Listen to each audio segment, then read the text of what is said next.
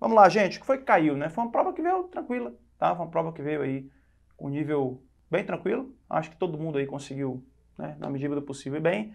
E uma prova que cobrou aí, né, 6 questões de medicina, de condutas e medicina da saúde e comunidade, 3 questões de estudos epidemiológicos, 2 de ética médica e 2 de perfil demográfico brasileiro. João, essa prova não são 15 questões preventivas, né? Você pode perguntar, né? Então, é para ser, né? Essa prova é para ser, pelo menos aí, era para ser 3 aqui e 3 aqui, né? Então não para ser 15 questões de preventiva. Mas dentro de ética e de perfil demográfico brasileiro, acabou que eles cobraram aí outras questões aí que se encaixam mais em clínica médica. Teve uma que perguntou de medicação. Então acabou que ficou esse número de questões mesmo, tá? Meio que cobrou uma questão de clínica médica ali, meio força na barra ali, dentro da prova de preventiva. Então acabou que ficou um número um pouquinho reduzido aí de questões. Então vamos lá, condutas em medicina da saúde e comunidade. Olha só, teve uma questão de redução do risco do tabagismo, né, para redução de doenças cardiovasculares, uma questão de ideação suicida, uma questão bem interessante essa, tá? Fatores epidemiológicos de risco para a morte por suicídio, né, tá dentro dessa questão, né? E 3 questões sobre hanseníase, que eu vou mostrar para vocês, foi uma questão bem tranquila sobre hanseníase. Vamos olhar essa situação problema então primeiro, né? Para responder aí 3 questões. Vamos lá, adolescente, 15 anos de idade, sexo masculino, vem à UBS trazido pela mãe, que informa modificações no comportamento do menor, apresentando-se agressivo em casa e batendo nos irmãos menores.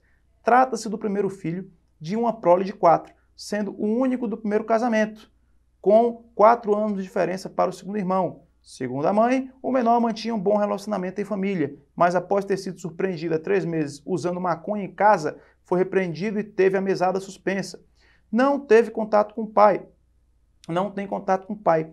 A agressividade se agravou ainda mais após o término do relacionamento com a namorada, de 17 anos, há 2 semanas.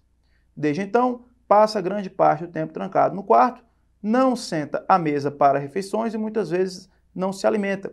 Tem boa escolaridade e é considerado acima da média, mas faltou pelo menos 2 dias à escola nas últimas semanas. Hoje, após uma briga, o adolescente mencionou que, aspas, preferia estar morto do que viver desse jeito. João, todo adolescente solta essa, né? Não, mas veja bem, né? Veja bem uma coisa, veja o contexto que esse adolescente está. Né? É claro que são afirmações ali, né? Que no contexto de raiva, né? Muita gente diz, né? Quem nunca, né? Mas, mas ele está todo inserido aí nesse contexto. Tem, né, uso de substância, uso de droga, né? Tem a questão de ter uma ruptura aí teu pai fora do casamento, né? Então, é um caso para ser visto com cuidado. Com relação ao risco de suicídio expresso na fala do adolescente, pode-se afirmar o quê? Vamos lá, ele teve uma ideação suicida passiva e eu não posso estimar o risco e eu vou dizer por quê. Letra B, vamos entender o que é isso. Gente, olha só. O suicídio é o ato de se provocar a morte. O suicídio é assim, o indivíduo teve sucesso na tentativa dele, né? Ele morreu, né? Ele autoprovocou a morte, mas ele morreu. Por que eu estou sendo enfático nisso? Porque tem a tentativa de suicídio, né? Que ele tenta, mas não consegue, ele não morre, tá? Então, o suicídio é a morte autoprovocada, tá? Com evidência, né, de que a pessoa tinha a intenção de morrer e autoprovocou a morte. A tentativa é quando ele não consegue, né, morrer, né? Não consegue, apesar de tentar.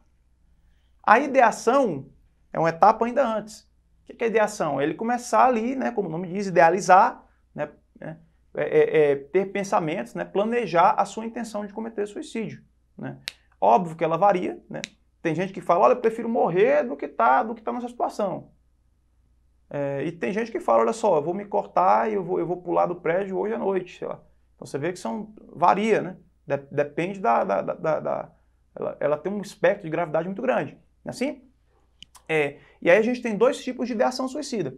A passiva, né, que é caracterizada por pensamentos aí, né, relacionados a não estar mais vivo, mas pensamentos do tipo, eu prefiro morrer do que continuar nessa situação. Ideação suicida passiva. Então, não, isso aí, se for para ficar aqui, né, nesse emprego aqui, eu prefiro morrer.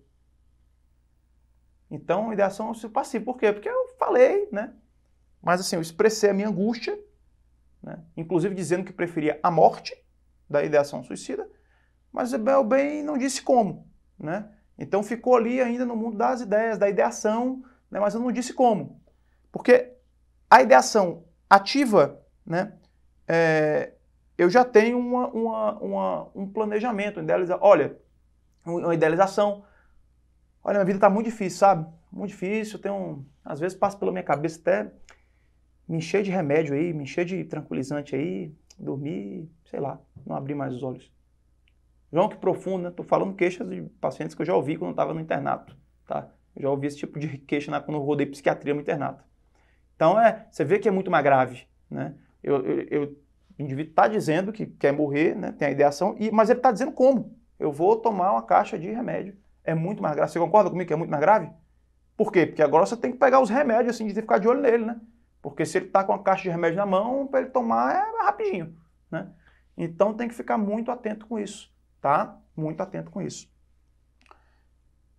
E aí, no paciente que eu avalio, né?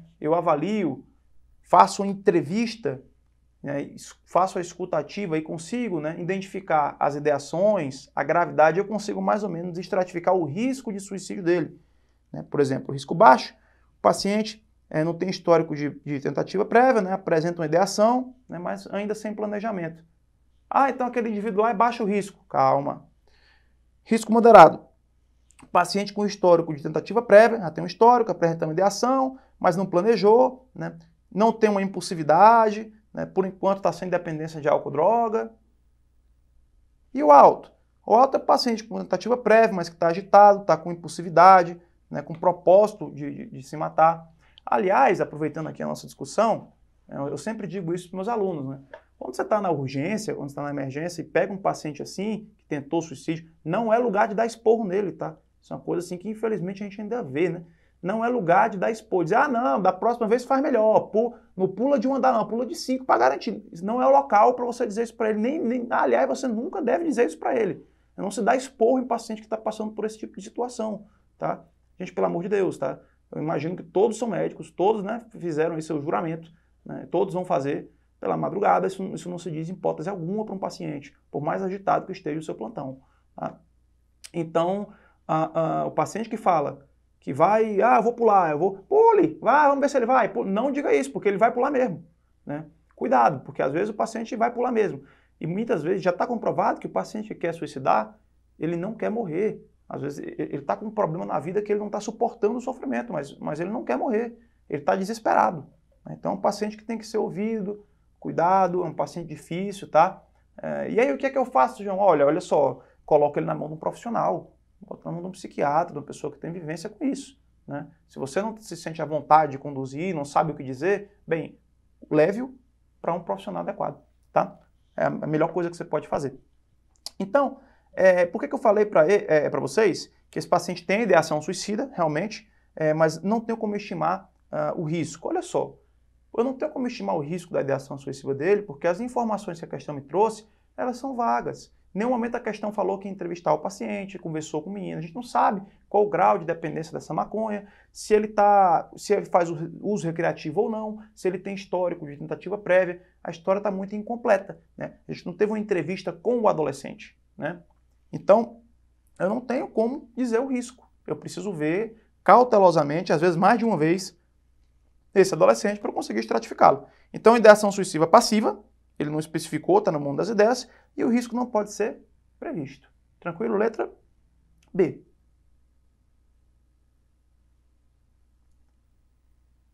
Com relação à epidemiologia das mortes por suicídio no Brasil, pode-se afirmar que essas mortes, vamos lá, independem de classe social e etnia, ocorrem mais na zona rural do que urbana, são mais comuns em jovens e raras em idosos, são limitadas pela proibição de arma de fogo. Gente, essa questão eu coloquei aqui porque gerou uma polêmica, né?